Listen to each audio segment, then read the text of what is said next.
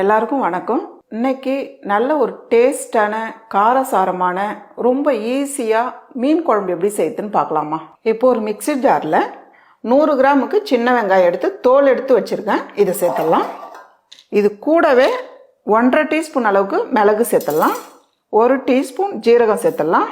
இதெல்லாம் சேர்த்து ரொம்ப நைஸாக அரைக்காதீங்க, கொரகொரப்பாக ஒன்றும் பாதியமாக அரைச்சி எடுத்துக்கலாம். மீன் குழம்பு வைக்கிறதுக்கு கொஞ்சம் அகலமான பாத்திரமாக வச்சுக்கோங்க, இல்லைன்னா கடாயில் கூட மீன் குழம்பு வச்சுக்கலாம். ரொம்ப இடுக்கமாக வச்சோமா மீன் போடும் போது மீன் உடையும். பாத்திரம் சூடானதும் 3 டேபிள் ஸ்பூன் அளவுக்கு நல்லெண்ணெய் எடுத்து வச்சுருக்கேன். இதை சேர்த்துடலாம். எண்ணெய் சூடானதும் 1/2 டீஸ்பூன் அளவுக்கு வெந்தயம் சேர்த்துடலாம். கூடவே 1/2 டீஸ்பூன் அளவுக்கு கடுகும் சேர்த்துடலாம். இது ரெண்டும் சேர்த்து நல்லா வெடிக்கட்டும். பாருங்கள், கடுகு நல்லா வெடிச்சிடுச்சு. அதே போல் வெந்தயம் நல்லா செவந்து வந்திருக்கு பாருங்கள். அப்போ தான் நல்லா வாசனையாக இருக்கும் குழம்பு. கூடவே 2 பெரிய வெங்காயம் எடுத்து பொடியை நறுக்கியிருக்கேன். இதையும் சேர்த்துடலாம். இது கூடவே ஒரு 50 கிராம் அளவுக்கு பூண்டு எடுத்து தோல் எடுத்து வச்சுருக்கேன்.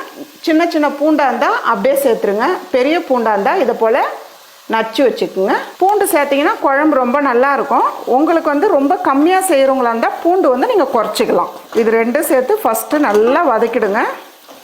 பூண்டும் வெங்காயமும் இந்த அளவுக்கு வதங்கி வர டைமில் நம்ம அரைச்சி வச்சுருக்க சின்ன வெங்காயம் பேஸ்ட்டு இதை சேர்த்துடலாம்.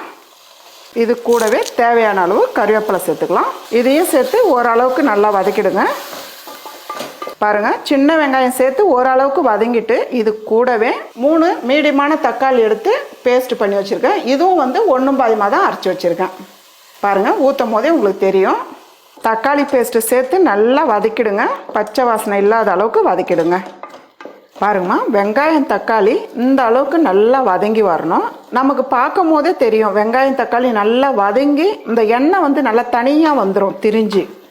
அப்போ தான் மீன் குழம்போட டேஸ்ட்டும் ரொம்ப நல்லாயிருக்கும். வெங்காயம் தக்காளி சரியாக வதங்கலனாலே அந்த பச்சை வாசனை வரும். அதே போல் வெங்காயம் நறுக்குன்னு இருக்கும். அடுப்பத்தையே குறைச்சி வச்சுட்டு நம்ம மசாலா சேர்த்துக்கலாம். 1.5 டேபிள் ஸ்பூன் வெறும் மிளகாய் தூள் சேர்த்துக்கலாம். நீங்கள் வீட்டில் அரைச்சி வச்சுருக்க குழம்பு மிளகாய் தூளாக இருந்தால் வெறும் அதை மட்டும் சேர்த்தாலே போதும். தனித்தனியாக சேர்க்குறவங்களா இருந்தால் இதை போல் சேர்த்துக்கணும். எல்லாமே தனித்தனியாக சேர்த்துக்கணும். 2 டீஸ்பூன் அளவுக்கு மல்லித்தூள் சேர்த்துடலாம். கொஞ்சமாக 1/4 டீஸ்பூன் அளவுக்கு மஞ்சள் பொடி, 1/4 டீஸ்பூன் அளவுக்கு ஜீரகத்தூள் சேர்த்துக்கலாம். அதாவது வீட்டு மிளகாய் தூள் இதுதான். இது எப்படி அரைக்கிறதுன்னு நான் தனியாக ஒரு வீடியோவில் நான் போடுறேன். இதுலேருந்து கொஞ்சமாக 1 டீஸ்பூன் அளவுக்கு நான் சேர்த்துட்றேன். இதெல்லாம் சேர்த்துட்டு ஒரு சின்ன கொய்யாக்காய் சைஸ் புளி எடுத்து தண்ணியாக கரைச்சி வச்சுருக்கேன். நான் எல்லா வீடியோவிலுமே சொல்வேன், மீன் குழம்புலாம் வைக்கிறதுனா இதை போல் நல்லா தண்ணியாக கரைச்சிட்டிங்கன்னா நம்ம எக்ஸ்ட்ரா தண்ணி சேர்க்க வேண்டியது வராது. திக்காக புளி கரைச்சல் வச்சிங்கன்னா எக்ஸ்ட்ரா தண்ணி சேர்க்கணும். இப்போ இதை சேர்த்துடலாம். நல்லா வடிகட்டி சேர்த்துருங்க.